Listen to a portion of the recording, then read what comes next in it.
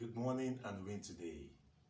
Once again, I am Aden John, Pastor John, Brother John. I'm your brother in Christ, and we are one together in the vineyard of the Lord.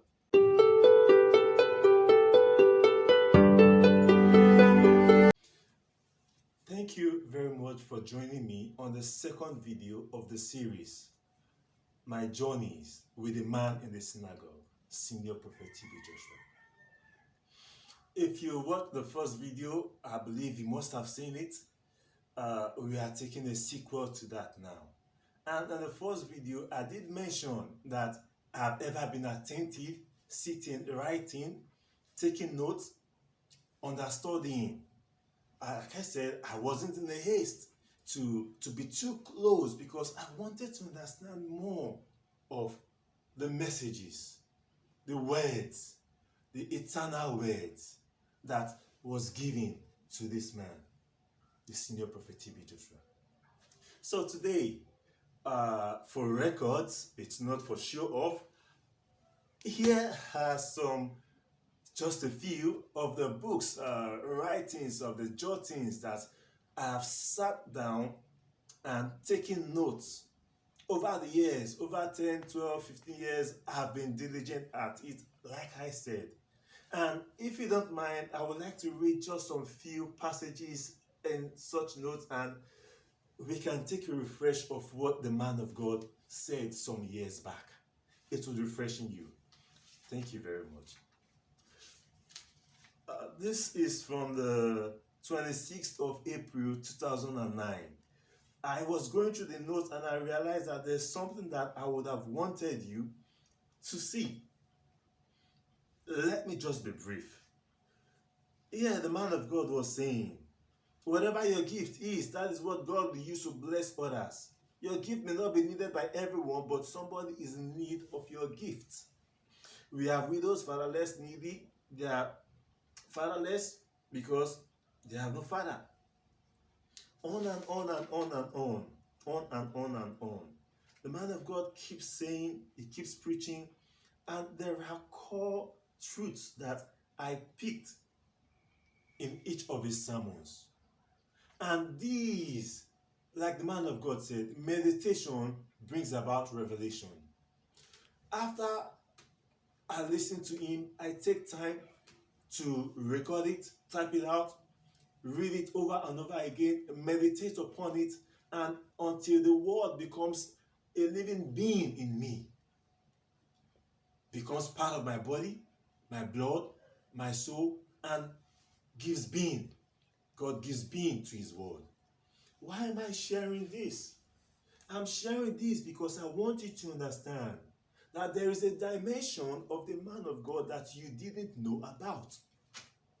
And over the years, as I kept on meditating and praying, God was not far from me.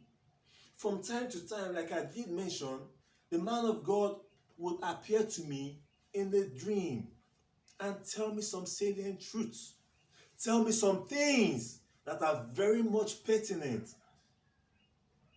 I could remember in the year 2010, January of that year, I was in a dream and I saw myself that I was 6 months pregnant. I wondered that why will me, a man, be pregnant? For what? In that dream, being 6 months pregnant in the month of January, I automatically calculated by the month of April, I would have to give birth. So I was expecting to deliver in the month of April. Then came the month of April. I realized that one Sunday, while praising God in the midst of all the praise and worship, it was a very heavenly praise on that day. Worship. I was caught up in the realm of the Spirit. And I was uttering things and saying that God is about to do something and nobody can stop him. That Sunday passed on. The following Sunday, we heard the man of God introduced the wise men.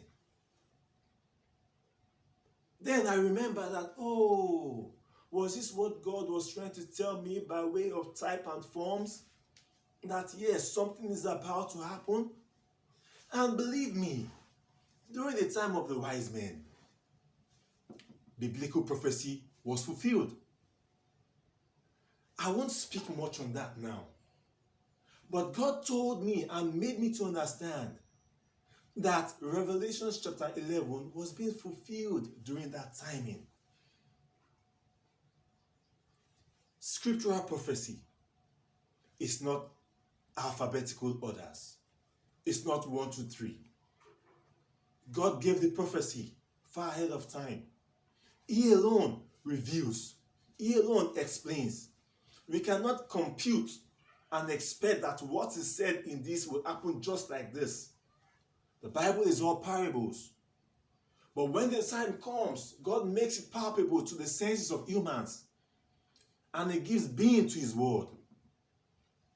And He makes you see that this is being fulfilled. Time passed. A couple of times I've been privileged to visit the wise men in a dream, in a vision.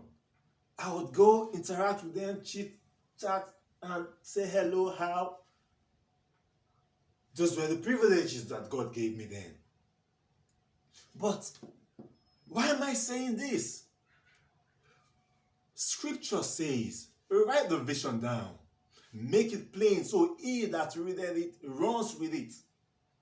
I wrote them down. I was diligent enough. Now, God is about to do something. Like I said in the first video, many times I've seen the man of God come to meet me in the dream, telling me I am going. The first of his occurrence was in 2011. Permit me, as I said, I was diligent enough to write it down.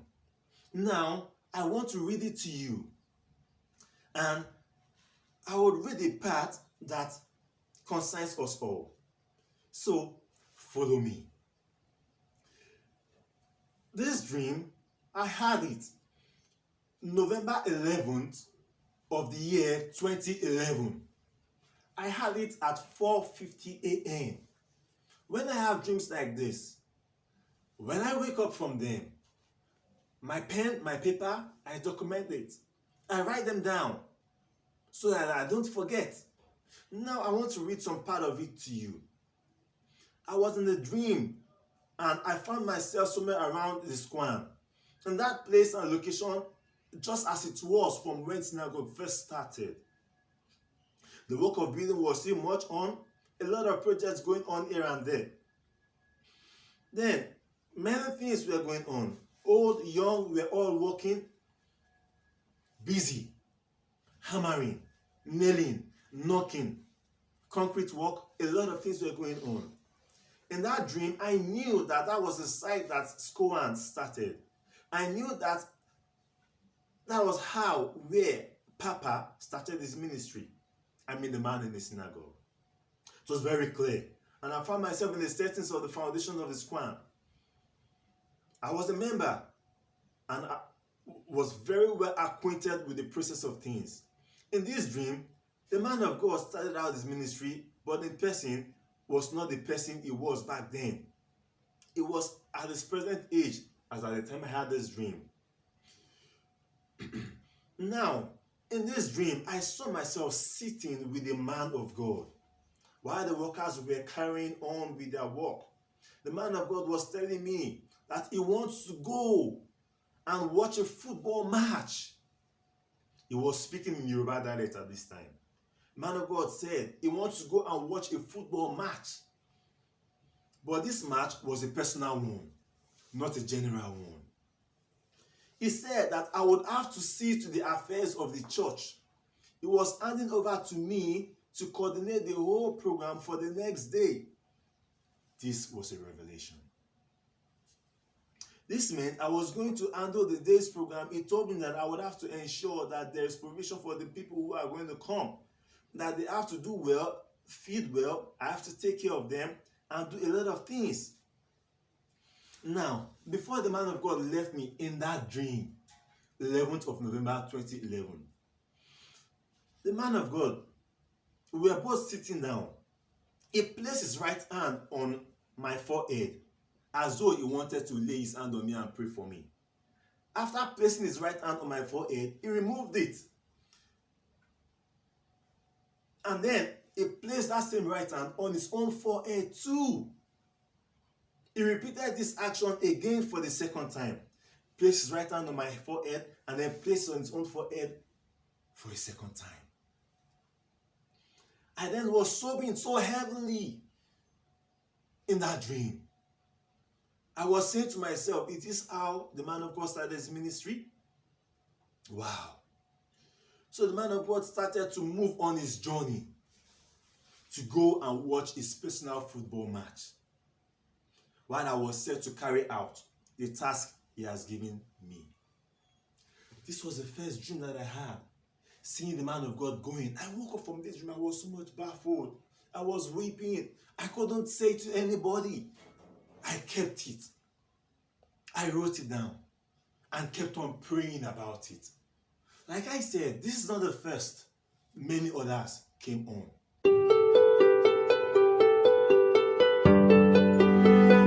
I would like to go to the second timing when I had a similar revelation like this.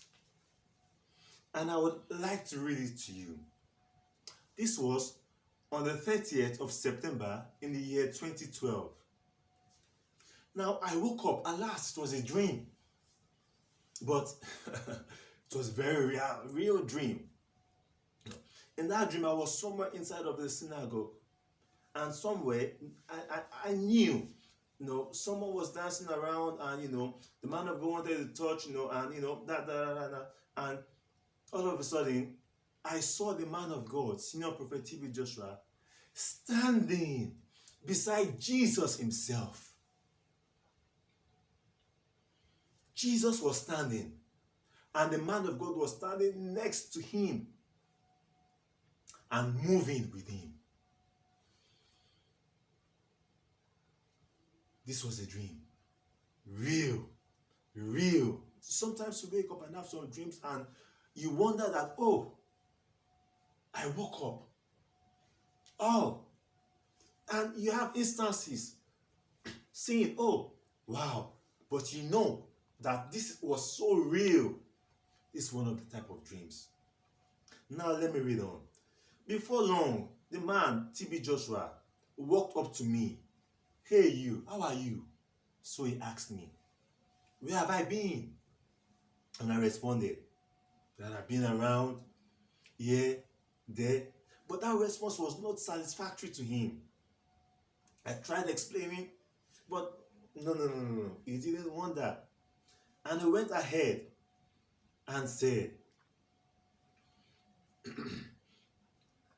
right then in that dream, his face changed to the face of somebody that I knew years back.